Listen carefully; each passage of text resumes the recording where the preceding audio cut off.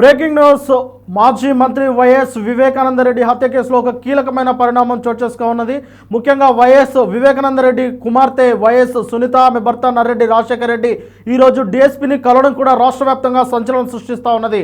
అయితే లింగాలకు చెందిన కుల్లాయప్ప ఫిర్యాదు మేరకు ఇద్దరు పోలీసు అధికారులపై ఈరోజు పోలీసులు కేసు నమోదు చేశారు. మొత్తం మీద ఈ కేసులో అసలు ఏం జరగబోతుంది అనేది రాష్ట్ర వ్యాప్తంగా సంచలనంగా మారింది. ఇక మనము వైఎస్ వివేకానందరెడ్డి హత్య గురించి అయితే మనము ఎన్నో కథనాలు దాదాపు గత 8 సంవత్సరాలుగా వస్తూ ఉన్నాము. 2019 నుంచి 2025 వరకు చాలా దీనికి సంబంధించిన పరిణామాలను అయితే చూస్తూ ఉన్నాము. మొత్తం మీద మాజీ మంత్రి వైఎస్ వివేకానందరెడ్డి హత్య కేసులో ఈరోజు అయితే ఒక కీలక పరిణామము, అలాగే ఒక కీలకమైన అంశం తెర మీదకి వచ్చిందని చెప్పవచ్చు. ఇక ఈ కేసుతో సంబంధం ఉన్న అలాగే వివేక కుమార్తె వైఎస్ సునీత, ఆమె భర్త నర్రెడ్డి రాజశేఖర రెడ్డి, సిబిఐ ఎస్పీ రామ్ సింగ్లపై తప్పుడు కేసులు పెట్టించిన ఇద్దరు పోలీసు అధికారులపై పులివెందుల పోలీసులు శుక్రవారం అంటే ఈరోజు నిన్న సాయంత్రము కేసు నమోదు చేశారు. ఈరోజు ఆ విషయం పట్ల తగు విచారణ కూడా జరుగుతూ ఉన్నది. ఐఏఎస్ రామకృష్ణారెడ్డి, విశ్రాంత ఏఎస్పీ రాజేశ్వర్ రెడ్డి, ఐఏఎస్ రామకృష్ణారెడ్డి, విశ్రాంత ఏఎస్పీ రాజేశ్వర్ రెడ్డి అనే ఇద్దరు పోలీసు అధికారులపై కేసు నమోదైంది. లింగాలకు చెందిన కుల్లయ్యప్ప ఫిర్యాదు మేరకే వీరిపై కేసు నమోదు చేసినట్టు తెలుస్తా ఉన్నది. సుప్రీంకోర్టు ఇటీవల తీర్పు జారీ చేసిన తర్వాత ఈ కేసులు నమోదు చేయడానికైతే అన్ని అనుమతులు ఇచ్చింది. దీని నేపథ్యంలోనే 2019 మార్చి 15న కడప జిల్లా పులివెందులలో జరిగిన వివేకానందరెడ్డి హత్య ఉదాంతము తెలిసిందే. ఆయన సొంత ఇంట్లోనే ఆయన మృతదేహం లభ్యమవడము, ఆ కేసులో పలువురి పేర్లు కూడా బయటకు రావడం అనేది అప్పుడు అంటే ఆ సమయంలో ఎంత వివాదాస్పదమైందో కూడా అందరికీ తెలిసిందే. ఇక ఈ దర్యాప్తు ప్రక్రియలో భాగంగా పలువురిపై ఆరోపణలు కూడా వచ్చాయి.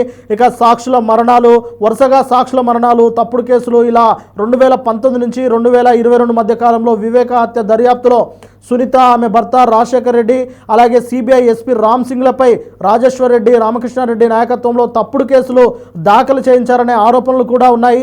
ఈ చర్యలు కేసు దర్యాప్తును ప్రభావితం చేయడం, సాక్షులను భయపెట్టడం కోసమే అని ఆరోపణలు వినిపిస్తున్నాయి. సుప్రీంకోర్టు ఇటీవల వివేక కేసు బదిలీ అలాగే అదనపు దర్యాప్తులపై తీర్పు ఇచ్చింది. ఈ తీర్పు ఆధారంగా తప్పుడు కేసులపై చర్యలు తీసుకోవాలని ఆదేశాలు వెలువడ్డాయి. మొత్తం 22 మంది సాక్షుల విచారణలో ఈ అధికారుల పాత్ర బయటపడిందని తెలుస్తుంది. పులివెందుల పోలీసులు శుక్రవారం ఇద్దరిపై కేసు రిజిస్టర్ చేశారు. ఈ సెక్షన్లు అంటే పలు సెక్షన్ల కింద ఐపీసీ సెక్షన్ 211 అలాగే ఐపీసీ సెక్షన్ 506 అంటే 211 ఇది తప్పుడు కేసులకు సంబంధించిన సెక్షన్, అలాగే బెదిరింపులకు సంబంధించిన సెక్షన్ 506 కింద వారిపై కేసులు దాఖలయ్యాయి. సిబిఐ వివేక హత్య కేసులో ఉధృతంగా దర్యాప్తు జరుగుతున్న సమయంలోనే వివేక పిఏ కృష్ణారెడ్డి తనపై వైఎస్ సునీత, ఆమె భర్త రాజశేఖర రెడ్డి, సిబిఐ ఎస్పీ రామ్ సింగ్ బెదిరింపులు జరుపుతున్నారని పోలీసులకు ఫిర్యాదు చేయడం, రామ్ సింగ్ తప్పుడు వాంగ్మూలం ఇవ్వాలని, అవినాష్ రెడ్డికి వ్యతిరేకంగా చెప్పాలని బెదిరించారని ఆ ఫిర్యాదులో పేర్కొన్నట్టు తెలుస్తా ఉన్నది. ఈ ఫిర్యాదు ఆధారంగా పోలీసులు కేసు నమోదు చేశారు. ఒక సంచలనమైన హత్య కేసును దర్యాప్తు అధికారిపై నేరుగా రివర్స్లో కేసు పెట్టడం అప్పట్లోనే హడావిడి జరిగిన విషయం అందరికీ తెలిసిందే. అప్పటి ప్రభుత్వం వివేక కేసులో సిబిఐ ఆరోపణలు చేస్తూ వచ్చింది, కానీ విచారణకు సహకరించలేదని తేలిపోయింది. సిబిఐని తప్పుపట్టడానికి, దర్యాప్తును నెమ్మదించడానికి తప్పుడు కేసులు వ్యూహాన్ని అనుసరించారని అనుమానాలు కూడా వ్యక్తమయ్యాయి. సుప్రీంకోర్టు ఈ కేసులన్నింటినీ కొట్టివేసి తప్పుడు కేసులు పెట్టిన వారిపై చర్యలు తీసుకోవాలని ఆదేశించడంతో ఇప్పుడు ఇద్దరు పోలీసు అధికారులపై కేసు నమోదు చేయడం అనేది ఇప్పుడు రాష్ట్ర వ్యాప్తంగా సంచలనంగా మారింది. వీరిలో ఒకరు ఇప్పటికే రిటైర్ అయి ఉన్నారు, మరొకరు సర్వీస్లో ఉన్నారు. అయితే ఆ సర్వీస్లో ఉన్న వ్యక్తి అధికారాన్ని కూడా తొలగించే అవకాశం ఉందని నిపుణులు సైతం భావిస్తూ ఉన్నారు. ఈ నేపథ్యంలో వైఎస్ సునీత అయితే దీనికి సంబంధించిన పూర్తి వివరాలను కూడా మీడియాకు తెలియజేస్తూ ఉన్నది. ఈ నేపథ్యంలోనే ఆమె భర్త నర్రెడ్డి రాజశేఖర రెడ్డితో కలిపి ఈరోజు డిఎస్పీని కూడా కలవడం అనేది సంచలనంగా మారింది. మొత్తం మీద వివేకానంద హత్య కేసు అనేది ఇప్పటికీ ఒక తేలని అంశంగా ఉండిపోయినప్పటికీ ఇప్పుడు సిబిఐ కావచ్చు, లేదంటే ఇప్పుడు సుప్రీంకోర్టులో ఈ కేసు వేయడంతో సుప్రీంకోర్టు ఆదేశాల మేరకు అయితే ఇటు అధికారులు కూడా పూర్తిగా అంటే త్వరగా దర్యాప్తు అయితే చేపడుతున్నారు.